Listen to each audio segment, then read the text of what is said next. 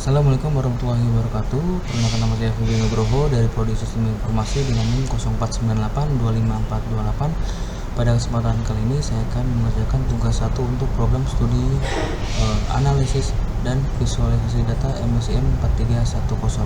Pada soal di sini ada 3 soal yang sudah tertera pada tugas 1 pada kesempatan kali ini. Untuk tugas tutorialnya, yang pertama adalah berikut ini adalah data kecepatan mobil dan jarak yang ditempuh mobil hingga berhenti. Di sini untuk tabelnya sudah dikirimkan oleh Bapak dosen ya, untuk tabel tugasnya yang bisa di-download di tugas di sesi aktivitas belajar.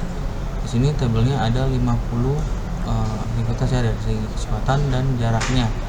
Di sini untuk pengerjaannya saya akan menggunakan untuk yang RStudio ya. Untuk RStudio ini untuk tugas soal yang pertama itu adalah gunakan R untuk menghitung nilai berikut. Jawaban harus melampiri hasil kerja di R. Oke, untuk yang pertama adalah cari rata-rata kecepatan mobil dengan poin 10. Rata-rata kedua, cari rata-rata jarak yang ditempuh mobil. Yang ketiga adalah standar deviasi data jarak yang ditempuh mobil dengan poin masing-masing 10. Oke, untuk pengerjaan soal yang pertama saya akan kerjakan di R. Nah, untuk penjelasannya, untuk data kecepatan di sini sesuai dengan data table yang ada dikirim oleh di soal tugas 1 ya.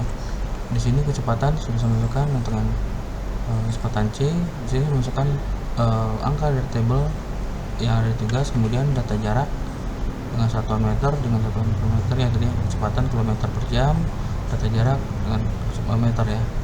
Jadi untuk jarak data di tabelnya itu juga diambil dari sini, untuk data table dari tabel tugas 1 ini. Oke, kemudian kita untuk soal yang pertama adalah mencari rata-rata kecepatan mobil. Setelah ini untuk mencari rata-rata kecepatan mobil, kita menggunakan mean. Nah, di sini mean ada skor kecepatan, mean kecepatan. Jadi kita akan mencari nilai pertama dari mean kecepatan. Untuk yang kedua itu adalah rata-rata jarak yang ditempuh mobil. Di sini juga sama, mean jarak. Jadi kita ambil rata-rata jarak yang ditempuh dari data jarak yang ada di tabel. Kemudian yang ketiga adalah mencari standar deviasi jarak yang ditempuh oleh mobil, yaitu SD underscore jarak. Jadi kita mencari SD itu adalah standar deviasi dan underscore jarak. Lalu kita masukkan ke source-nya. Oke. Cara untuk mengetahui nilai dari rata-rata kecepatan mobil itu di sini kita bisa lihat ya, untuk konsolnya kita akan panggil untuk data kecepatannya mean kecepatan. Nah, untuk rata-rata kecepatan mobil dari tabel yang sudah ditentukan di sini setelah menggunakan program R dengan nilai kecepatannya adalah 17,5 km per jam. Kemudian untuk memanggil atau memunculkan data rata-rata dari jarak yang ditempuh mobil, itu menggunakan mean underscore jarak. Oke. Di sini jarak yang ditempuh rata-rata mobil adalah sekitar 42,28 meter. Kemudian untuk standar deviasi di sini kita panggil SD underscore jarak. Nah, untuk standar deviasi jarak mobil yang ditempuh adalah 24,76505 meter. Nah, di sini untuk soal 1 ketika sudah dimasukkan ke dalam program R, di sini kita di sebelah kanan ini ada increment untuk value yang sudah di input tadi. Jadi data langsung masuk ke dalam sebelah kanan. Kita bisa melihat di sini untuk table value-nya. Jadi untuk soal nomor 1, untuk mencari nilai mean kecepatan atau rata-rata kecepatan mobil, mean jarak atau rata-rata jarak yang ditempuh mobil, serta standar deviasi jarak yang ditempuh mobil SD underscore jarak sudah dapat ditemukan. Lanjut kita untuk ke soal yang nomor 2. Di soal nomor 2, berdasarkan tabel pada soal nomor 1, gunakan program R untuk membuat plot dan interpretasikan hasilnya. Jadi soal nomor 2 ini kita akan menampilkan pertama adalah scatter plot dari data kecepatan dan jarak dengan skor 10, interpretasi scatter plot yang diperoleh dengan poin 15, histogram untuk data kecepatan mobil dengan nilai 10, interpretasikan histogram yang diperoleh dengan poin 15. Oke. Oke, kemudian kita buka RStudio-nya. Nah, untuk mencari dari scatterplot dari tabel nomor 1 ini ya, kita lihat program app. Di sini untuk data kecepatan kita ambil dari data tadi, kemudian kita cari scatterplot dengan cara plot dalam kurung kecepatan, jarak, kemudian main di sini scatterplot kecepatan versus jarak mobil. Saya berikan nama ini xlab-nya dengan kecepatan ini variabelnya untuk yang scatterplot, kemudian xlab ini untuk kecepatan jarak kilometer per jam, lab-nya dari jarak kilometer, kemudian yaitu dari 19 dan untuk warna kolomnya adalah biru. Oke, untuk tambahkan garis regresi linearnya untuk poin yang kedua ya, untuk yang regresi linearnya saya menggunakan apply jarak kecepatan dengan warna kolomnya itu adalah warna garisnya itu warna merah ya. Kemudian untuk yang cari histogram kecepatan, menggunakan his dalam kurung kecepatan, main histogram dari kecepatan mobil, kemudian xlab dari kecepatan kilometer per jam, kolomnya dengan warna biru muda, dan warna border saya menggunakan warna black. Oke. Kemudian saya coba untuk jalankan dari RStudio. Nah, di sini untuk data kecepatan sudah masuk ya, karena filmnya. Kemudian untuk kecepatan, lalu scatterplot yang pertama, untuk soal yang pertama itu adalah ini dia tampilan dari scatterplotnya. Untuk penjelasan scatterplotnya, dari scatterplot kecepatan versus jarak mobil, di sini kita akan lihat ada garis ya. Dari investasi scatterplot yang ada di sini terlihat hubungan positif antar kecepatan dan jarak yang berhenti. Artinya semakin tinggi kecepatan mobil ini ya, maka semakin jauh jarak yang diperlukan untuk berhenti. Kemudian hal ini sesuai dengan hukum fisika, energi kinetik berbanding lurus dengan kuadrat kecepatan. Lalu titik-titik ini sedikit menyebar, menunjukkan adanya variasi, tetapi tren utamanya tetap mengikat.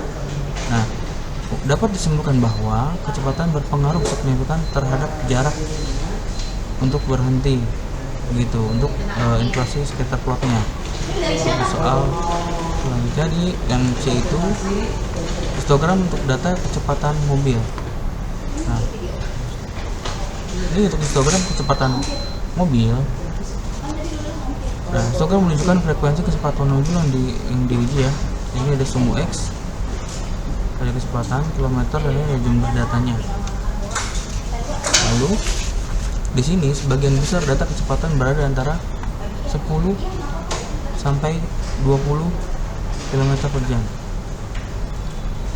Dan hanya sedikit data kecepatan paling tinggi di atas 22 km per jam. Nah, interpretasi dari histogram ini yang pertama adalah distribusi kecepatan condong ke kanan ya, atau ke right skewed.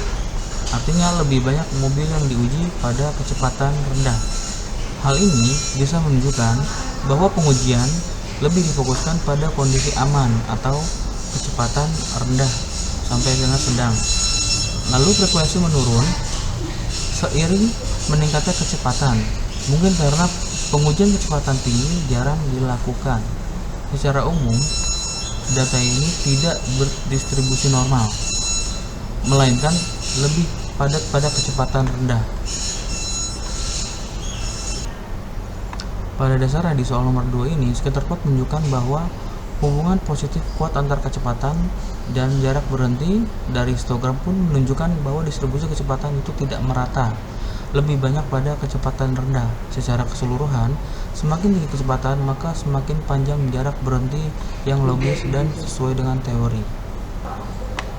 Kemudian untuk soal nomor 3, Thomas memperoleh nilai 80 untuk ujian matematika dengan rata-rata kelas 75 dan standar deviasinya 10. Untuk ujian bahasa Inggris, Thomas memperoleh nilai 75 dengan rata-rata kelas 70 dan standar deviasinya 8. Maka hitunglah koefisiensi keragaman untuk nilai ujian matematika dan bahasa Inggris Thomas. Oke. Di sini untuk soal nomor 3,